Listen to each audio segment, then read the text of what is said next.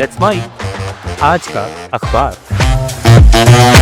नमस्कार, let's mic में आपका स्वागत है। आज का अखबार के साथ मैं राखी जैन। यहाँ हम देश दुनिया के सबसे बड़े और विश्वसनीय अखबारों से चुनते हैं वो रिपोर्ट्स जो सिर्फ खबर नहीं, आपकी समझ और सोच को गहराई देती हैं। द गार्जियन में प्रकाशित लेख में जापान के राजघराने से जुड़ी एक अहम घटना और उससे जुड़ी बहस को समझाया गया है। इसमें बताया गया है कि जापान के सम्राट नारुहितो के भतीजे प्रिंस हिसाहितो ने अपनी व्यस्त जीवन की शुरुआत एक भव्य समारोह के साथ की। लेकिन ये समारोह जितना दिखावा था, उससे ज्यादा ध्यान उस सवाल पर गया कि जापान में राजसत्ता का अधिकार सिर्फ पुरुषों को क्यों दिया जाता है और क्या महिलाओं को भी राजा बनने का अधिकार मिलना चाहिए। प्रिंस हिसाहितो सिर्फ 19 साल के हैं और राजा बनने की कतार में दूसरे नंबर पर हैं, जबकि सम्राट नारुहितो की बेटी प्रिंसेस आइको 23 साल की हैं। लेकिन उन्हें सिर्फ इसलिए नजरअंदाज किया गया क्योंकि जापान की परंपराएं कहती हैं कि राजवंश केवल पुरुषों से ही आगे बढ़ेगा। कई साल से ये बहस चल रही है कि क्या ये नियम बदलना चाहिए, लेकिन हिसाहितो के जन्म ने इस बहस को कुछ समय के लिए रोक दिया। लेख में ये भी बताया गया कि महिलाएं शादी के बाद राजघराने से बाहर हो जाती हैं और उन पर बेटे पैदा करने का दबाव रहता है। उदाहरण के तौर पर महारानी मसाको और महारानी मिचिको जैसी महिलाओं ने इस दबाव के कारण मानसिक तनाव झेला। हिसाहितो की बहन माको ने भी अपने प्रेम विवाह के बाद सामाजिक आलोचना का सामना किया। हालांकि आम जनता में महिलाओं के राजा बनने के समर्थन में राय ज्यादा है, लेकिन ये मुद्दा सार्वजनिक ध्यान में कुछ ही समय तक रहता है। समारोह खत्म होते ही लोग महंगाई जैसे मुद्दों की तरफ लौट जाते हैं। इतिहासकार हिदेया कवानिशी ने कहा कि जब तक महिलाएं और समर्थक जोर नहीं देंगे, नेता गंभीरता से इस मुद्दे को नहीं लेंगे। इस लेख के जरिए ये बताने की कोशिश की गई है कि जापान का राजघराना परंपरा और आधुनिकता के बीच फंसा हुआ है। एक तरफ इतिहास से जुड़े नियम हैं, तो दूसरी तरफ बदलते समाज की मांग। सवाल यह है कि क्या परंपरा को निभाते हुए बदलाव लाया जा सकता है या फिर राजघराना वही रहेगा जैसा सदियों से है। ये बहस सिर्फ राजसत्ता तक सीमित नहीं, बल्कि महिलाओं के अधिकार, परिवार, समाज और राजनीति से भी जुड़ी हुई है। द न्यूयॉर्क टाइम्स में प्रकाशित लेख में किरण देसाई की जिंदगी और उनके नए उपन्यास की कहानी बताई गई है। किरण देसाई ने 2006 में बुकर प्राइज जीतने के बाद करीब 20 साल तक कोई किताब नहीं लिखी थी। अब उन्होंने अपनी सबसे बड़ी किताब the loneliness of Sonia and Sunny लिखकर वापसी की है।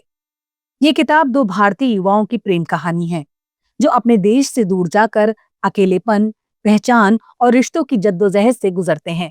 लेख में बताया गया है कि किरण देसाई का नया उपन्यास करीब 700 पेज का है और इसमें कई देशों, परिवारों की कहानियां, वैश्वीकरण और भारतीय समाज की जटिलताओं को शामिल किया गया है।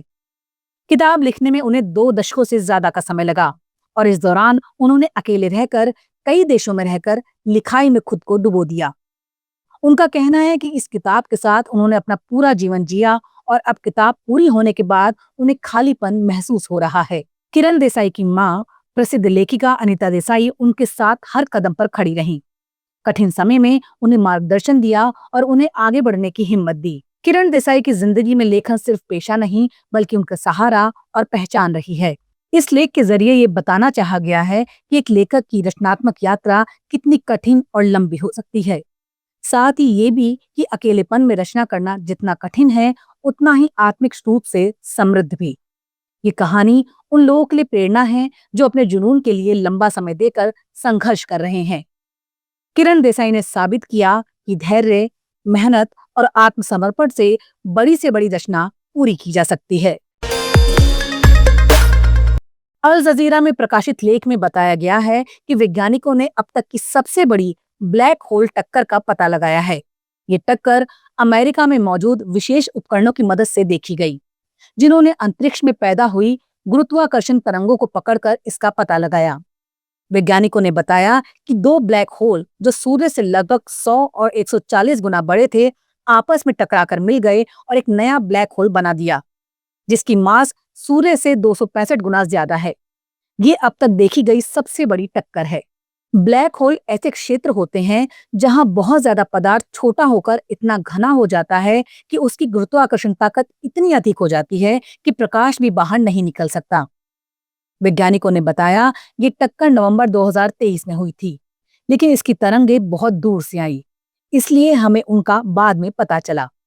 ये टक्कर पृथ्वी से करोड़ों और अरबों प्रकाश वर्ष दूर हुई थी, इसलिए इससे हमें कोई खतरा नहीं है। इस खोज से समझ और मजबूत हुई है कि बड़े ब्लैक होल सिर्फ विशाल सितारों के मरने से नहीं बनते, बल्कि छोटे ब्लैक होल आपस में टकराकर बड़े ब्लैक होल बना सकते हैं।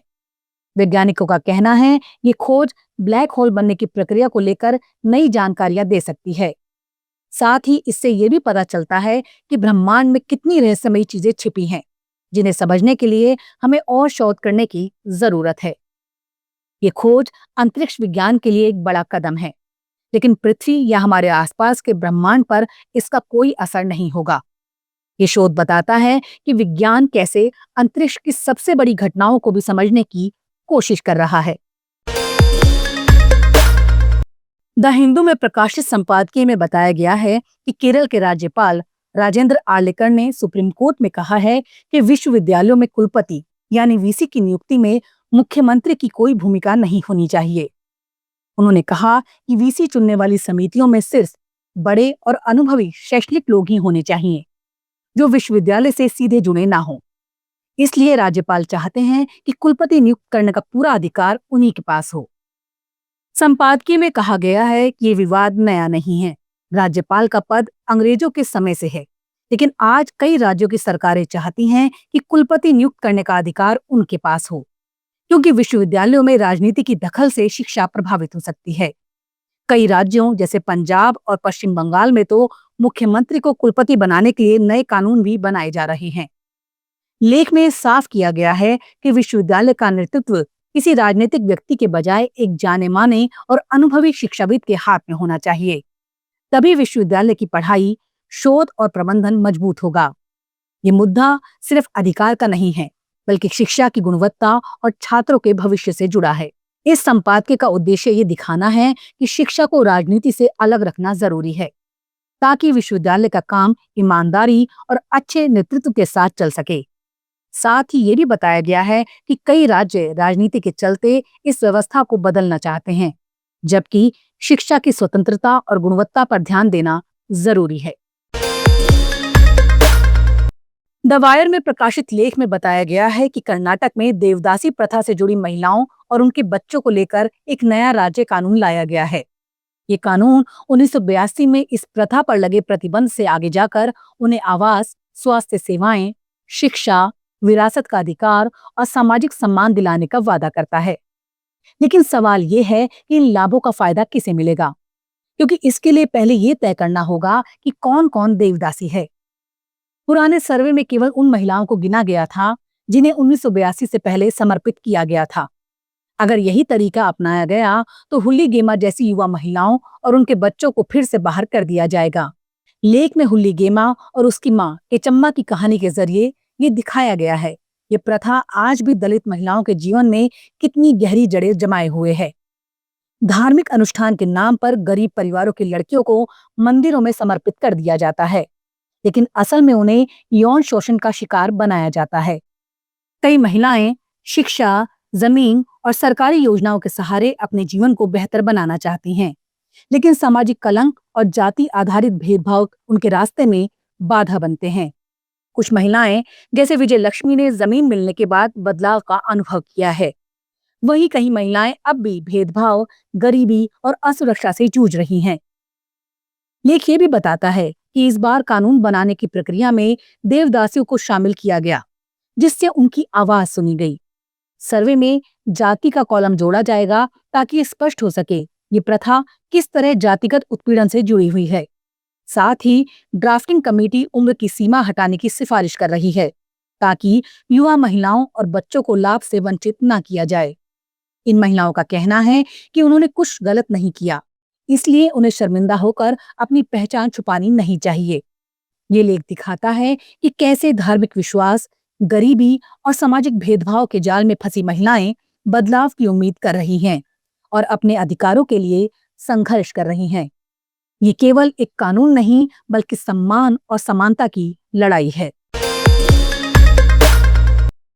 आज का अखबार में फिलहाल इतना ही। देखते रहिए, सुनते रहिए लेट्स माइक। नमस्कार।